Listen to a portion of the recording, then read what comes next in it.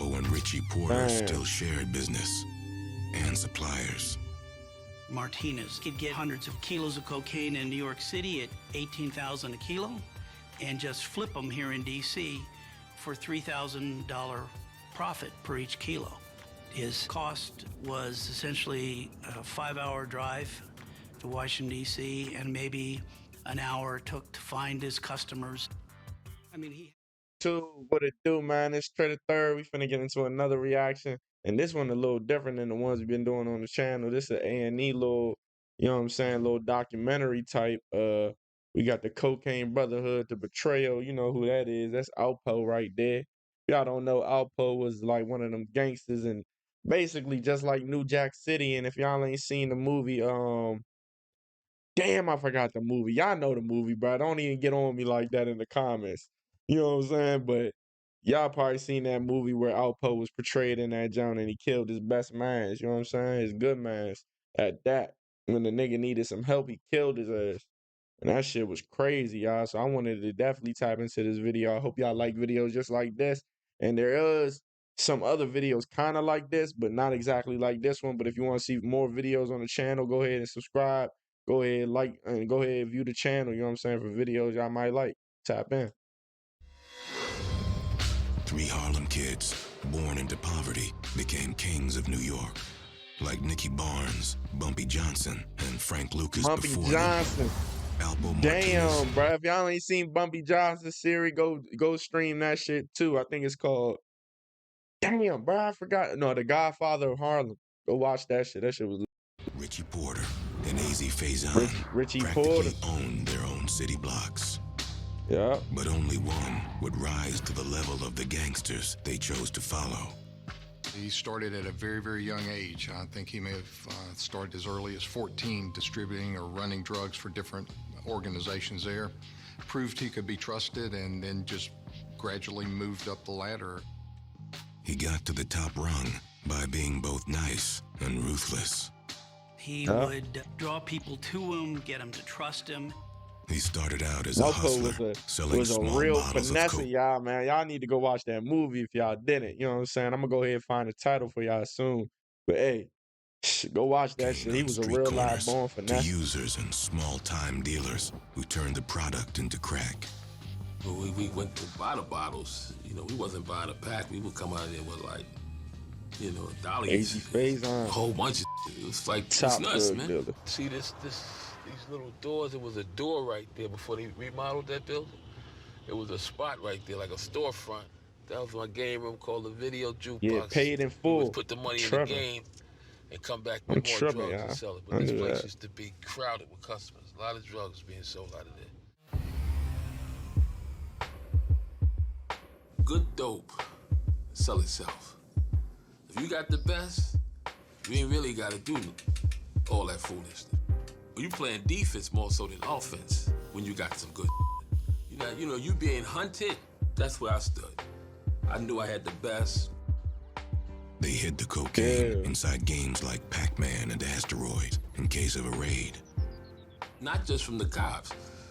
You got stick-up kids out there. You got a lot of people, a lot of creeps in that crowd just as well, man. Yeah. So you want to stay as low off the radar Man, as back much in as the possible. day, you had to watch out for the stick-up boys. The police would take your shit, fuck around, don't even have a warrant, and just come in and take your shit, bro. Like, and then back in the day, niggas was robbing. I'm talking about robbing the robbers. And this was how the Cocaine Brotherhood Even now, niggas began to robbing the break robbers. apart. The shit getting hectic, y'all. Alpo Martinez was an individual that just loved the limelight, and that was what caused a lot of issues. Alpo liked good things, nice things, but wow, get a motorcycle. I ain't gonna lie, in the movie, the reason bro was going down and just the whole situation just started, you know what I'm saying, going left is bro was a little too flashy, you know what I'm saying? The back door and Buy a brand new back bike with a door and the crowd shit that out do of good wheelies, man. crash it, and the next day go buy another Shorty was motorcycle. too greedy. You know, that's who he was. Spent a lot of money on fireworks, thousands of dollars, 10,000, and just come uptown and light it up. But he liked it, that attention. And in the game, we don't need that. So I was always, oh, this crazy. You understand? Me and Rich want to stay as low off the radar as much as Hey, possible. bruh, I ain't gonna lie, Slim talk just like my old head from this warehouse I used to work at. You know what I'm saying? My old head used to talk just like this, and he was from Brooklyn or the Bronx. Nah, he's probably from the Bronx. You know what I'm saying? Just when these niggas grew up, bro, like 60. You know what I'm saying? Got like 4 or 5 kids, but he used to tell me all the lit stories that used to happen around the way in New York, bro. So I'd be just like a little hip. But for some Talk just reason, like this nigga though. he couldn't understand that, man. The first king to suffer for their fame and their stature was the least likely. This is the building right here, Joy and Blue. My aunt used to live there. There was 3 people. My sister's boyfriend at the time, he set me up, you understand? Try to rob me. Hazy Yeah. Faison survived a brutal assault, 9 bullet wounds, 2 to the head. Damn, man. While AZ turned away from the game, Alpo just turned his attention south. I ain't gonna lie, in the movie, bro, was basically serving on the corner or basically in the hallways, right? The boyfriend of the sister been in the hallways for a little while, was telling you know what I'm saying, the brother, like, who was AZ in this situation, was like, yeah, bro, you need to come fuck with this. You wanna come fuck with this, bro? AZ was like, nah, man, nah, I ain't fucking with that shit right now. You know what I'm saying? Then bro got locked up. AZ started getting found a connect out the cut, just found a connect. He wasn't even trying to serve shit for real. He found that connect, started serving shit, and when bruh got out, AZ was the big man around town for a second. You know what I'm saying? He was really hot. And bruh was trying to get put on off the ease, and bruh was like, yeah, I put you on, but I can't put you on all the way like how you want me to, because nigga, you wasn't putting shit on for nobody else like that, nigga, and I don't, you know what I'm saying? You still a little hot. You just got out of prison or whatever. Or just got out of the county jail or whatever. You know what I'm saying? So you still a little hot. Fed still on you a little bit. Bro got jealous, tried to rob him. And this nigga Alpo was y'all like clowning his ass. That's also why he robbed him too. Just give me y'all a little breakdown if y'all ain't seen that movie, Paid in Full. Business If you opportunity haven't, opened you up in tweaking. Washington, D.C., just If you months black, before you the probably attack seen on it, though. AZ. Rayful Edmonds So all was, my white at the viewers, time, go watch the that biggest now, deal for we real. had in Washington. He was responsible for maybe 70%, 80%. And It's difficult Tino's to too. measure. You hear me? Shout out Bringing to all all the y'all. It's cocaine all love. into D.C. Rayful Edmond was arrested in April 1989. He was sentenced to life in prison without parole, just 1 month after the shooting in the Bronx that nearly killed AZ. The vacuum left by disruption of Rayful Evans' organization left the way clear for someone else, another drug kingpin, to emerge and take control of the market. The mayor of Harlem set his sights on expanding his business into the nation's capital. Alpo was going to D.C., making a lot of money, and, you know, I saw it for myself. I'm bringing in duffel bags of money from D.C. You know, Rich still working with him. Alpo and Richie Porter Damn. still shared business and suppliers. Martinez could get hundreds of kilos of cocaine in New York City at $18,000 a kilo and just flip them here in D.C. for $3,000 profit per each kilo. His cost was essentially a 5-hour drive to Washington, D.C., and maybe an hour it took to find his customers. I mean, he had just as many connections. He could put his hands on just as much cash as Rayful. And he probably copped 100 packs, took it to DC and made it 300 racks. You know what I mean? That's all right right there. Cool, 300 racks in one trip. If you get caught with that load, though, you going away. The fuck is we watching? I thought this was for a second. Alpo changed his game in the new market. He stopped selling little bottles on the street corner and started selling kilos of cocaine to many Damn. of Rayful Edmonds' old customers. He would return to New York to buy more product, sometimes through Richie Porter. He tried to convince Rich to come with him, but the new business put a distance between the two old friends. Yeah. Rich allegedly overcharged him from $3,000 to $5,000 a key. Now, when you're buying 100 or 200 keys, that adds up to a lot of money. Oh yeah, that's a lot of money right there. You ain't in the game working for free. Nobody was following any rules, and obviously, when that happens, they were all reaching for their 9mm. That week, Alpo was in New York. With one of his hitmen at his side, he confronted Porter and accused him of overcharging. Rich denied it 2, 3, 4 times, and finally... If y'all don't know, when bruh went down to D.C., he just like got one of the most notorious killers out of D.C. to be one of his hitmen. You know what I'm saying? Wayne Perry. No, go check a documentary out on bruh. Wayne Perry is one of the most terrorizing motherfuckers that came out the city. Real live serial killer, Slum. Feeling that Rich Porter shorted him money, Alpo got him in the car and drove him to Orchard Beach. Damn. One of his subordinates shoots Rich Porter in the head, and he doesn't die.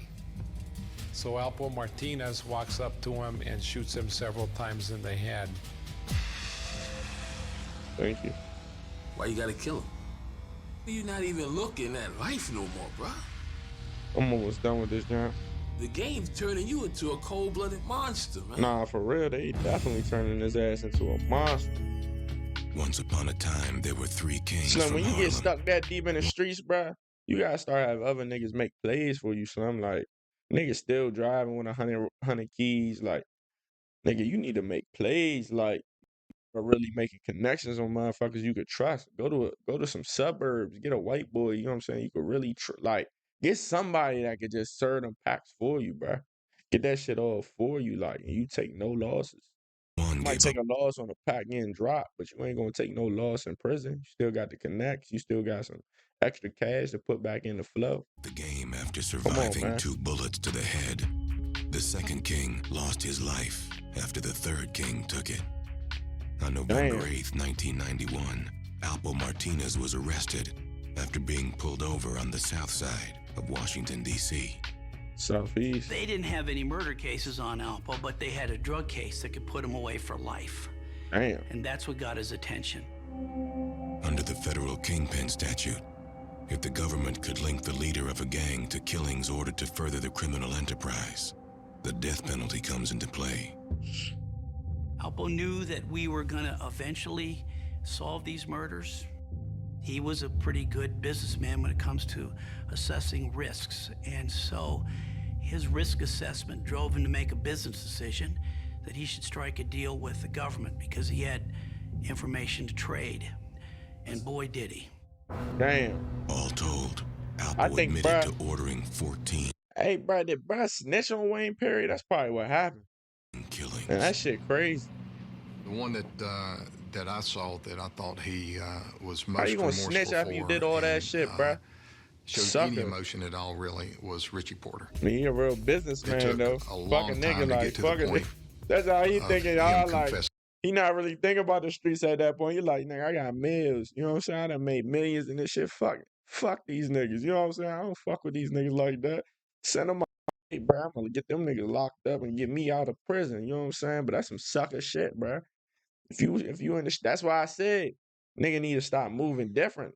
Throw the money out there, bro. Get the fuck away from this shit, bro. Invest in that trap shit, nigga. Don't be in the trap shit. Like, come on now. Your ass gonna get that, and then you gonna be like this nigga and snitch. Then if you snitch, bro, niggas gonna catch up with you. You know what I'm saying? Then Alpo get smoked a couple months ago or a year ago. His ass got smoked. Richie Porter's murder.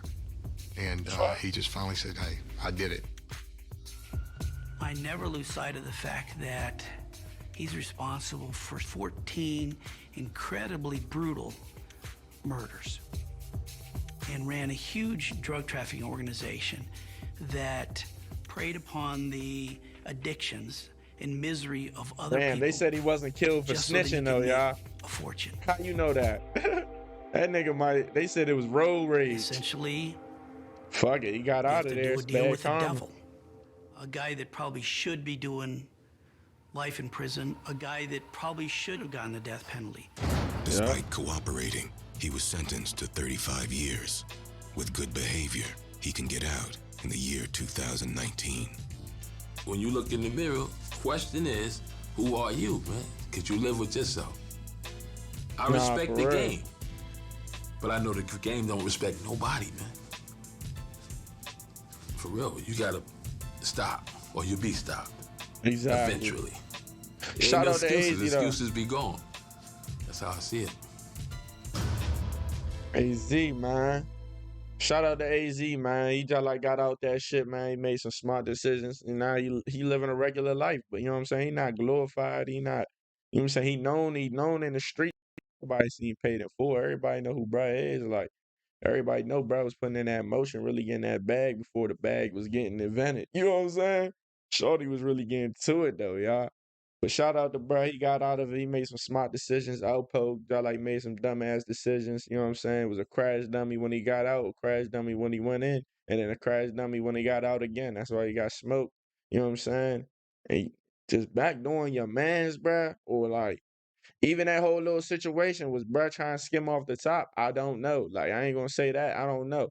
But the snitching we can't condone. Him killing his mans, we don't know the full story. Like bro was probably trying to make a little, you know, something off the top, like, of course, but you can't be, you know what I'm saying, 3 racks across the top, like, you know what I'm saying, when niggas was getting, you know what I'm saying, I don't know. I don't know. I ain't getting into all that. All I know is that snitching, you know what I'm saying, you got into the streets, bro. You can't be snitching once you in that shit, like, but in reality, it's fuck whoever. You know what I'm saying? It's really all about you. But I say don't get into the streets if you think you gonna snitch, y'all. That's just my word, man. I'm out.